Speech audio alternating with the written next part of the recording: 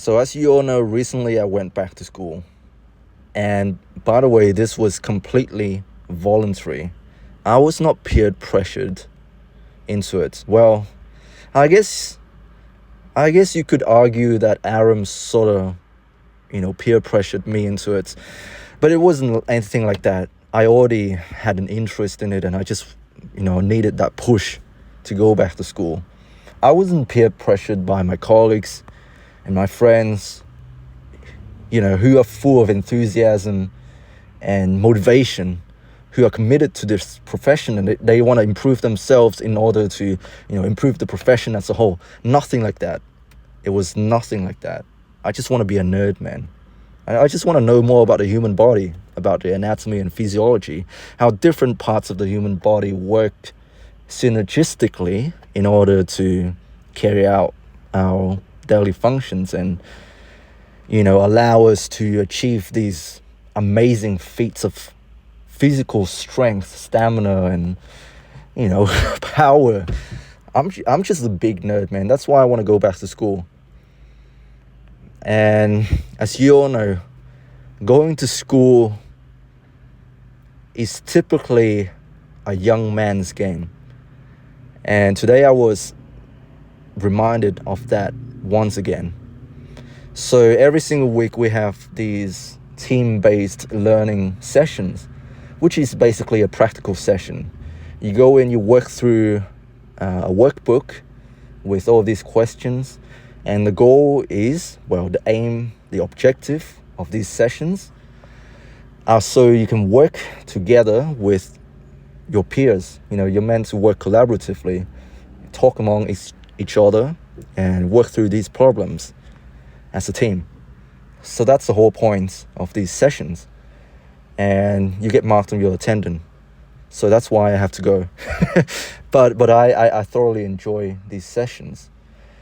The thing that I guess surprised me, and I didn't realize this until today, was how old I am. It's a young man's game, like I said.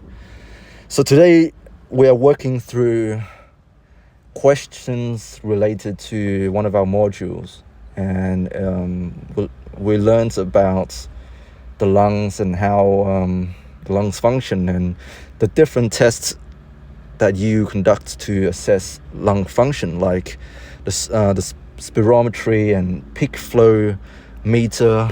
You basically blow as hard as you can into a tube and it's gonna measure, the maximum speed that you are able to blow out your air, and the maximum amount of air that you can blow out, and the maximum amount of air that you can blow out in 1 second. That's called forced expiratory volume in 1 second.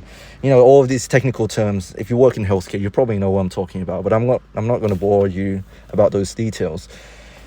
But yeah, basically, you got to work in a group, and you each take turn blowing into this tube and measuring each other's forced expiratory volume and stuff like that.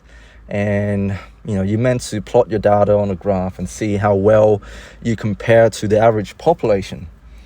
And before you do the test, you got to put your data into the machine. So your age, your gender, I mean your biological sex. I need to make that really clear.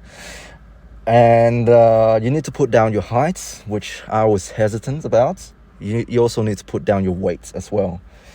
So, I was the first one to do my test. So I put down my, birth dates, and we were trying to work out what ethnicity I am. You're meant to put down your ethnicities as well, because apparently it does matter.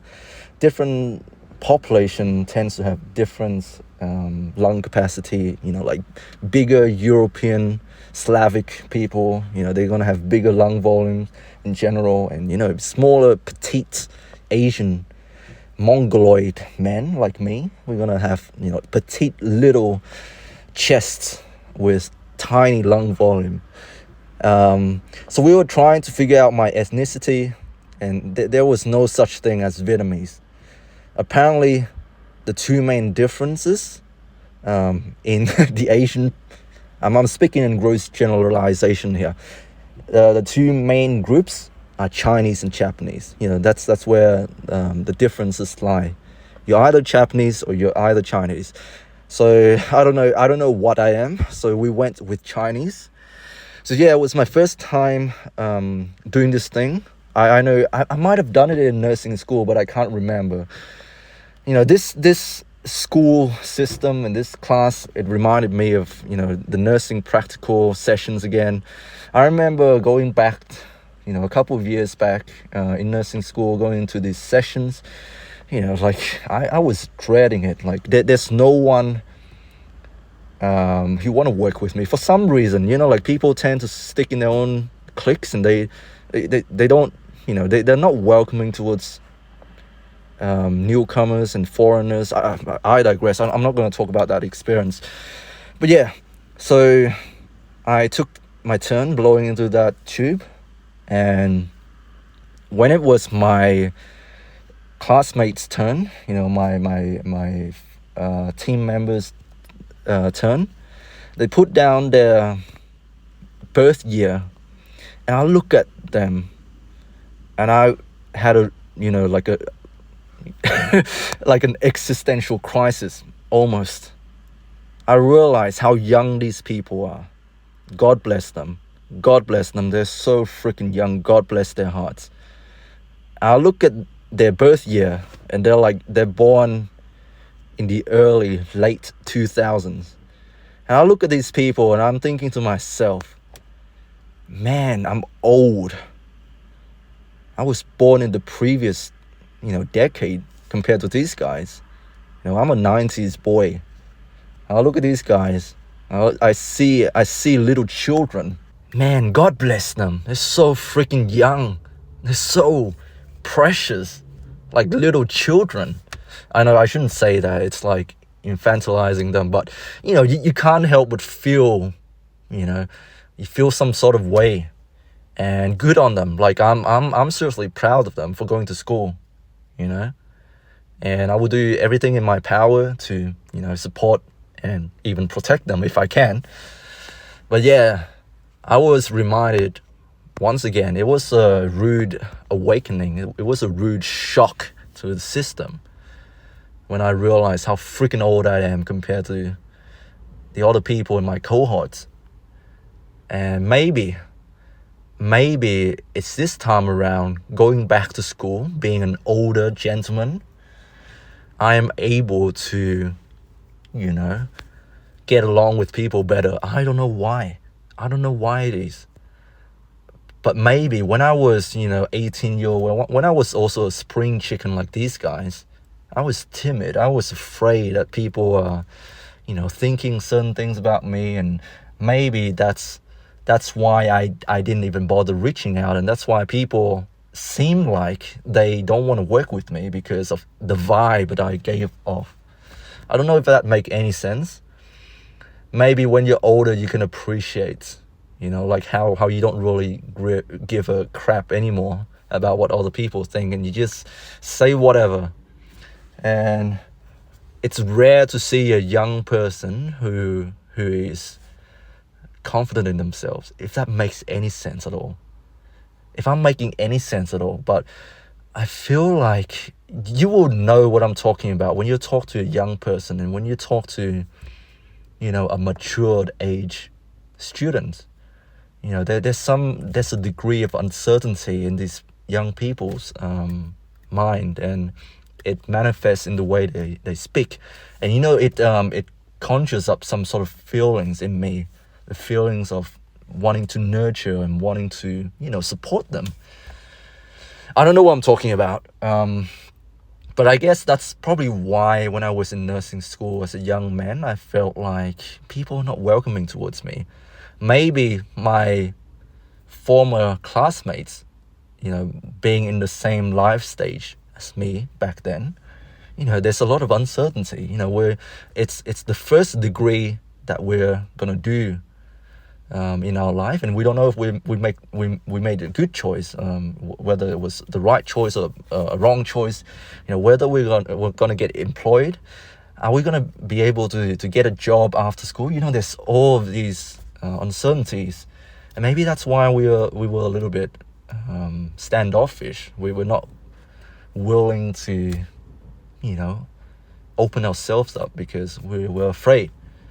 And believe it or not, most people are not going to initiate any sort of interaction because they're scared. They're scared of opening themselves up. They're scared of, I don't know, they're scared of being hurt. And I realize now that I'm older, and I know that it's not the end of the world if you chose the wrong degree or the wrong career. You could still go back to school if you can afford it, and if you still have the energy and the enthusiasm to learn. It's never too late. And with the experience that comes, I also have more confidence. Not really confidence, but my ability to give a shit has decreased. I don't really care that much anymore. Nothing really phases me anymore. I've seen many things, and maybe that's why I'm not as